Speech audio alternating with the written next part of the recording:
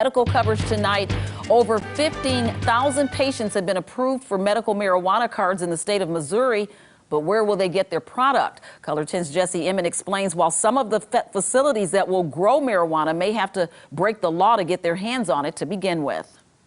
After Constitutional Amendment 2 for medical marijuana was approved by Missouri voters in November of 2018, potential patients and business owners began getting their affairs in order to get licensed from the Department of Health and Senior Services. Director of the medical marijuana program, Lyndall Fraker, explains that their job is clearly laid out. For us as regulators, we have a pretty specific role, and that is to approve patients and caregivers. They'll approve manufacturers, dispensaries, and cultivators as well.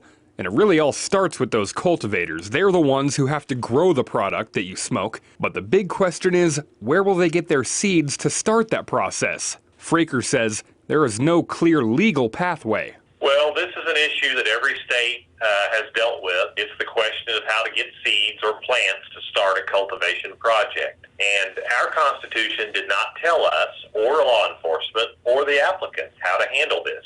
So when cultivation projects suddenly appear, some people call that immaculate conception. Of course, that term is tongue-in-cheek. The real explanation for that is that the law may have to be broken. Any place you're bringing them in from out of state, it's going to be a federal issue criminally to transport it across state lines. Chip Shepard, director for the Missouri Cannabis Trade Association, says that those who do open grow facilities will need to make a choice. So when the cultivators get their licenses, some will probably get their marijuana in the state with people they know that already have it, either the seeds or the clones, and some people will go out of state or out of the country.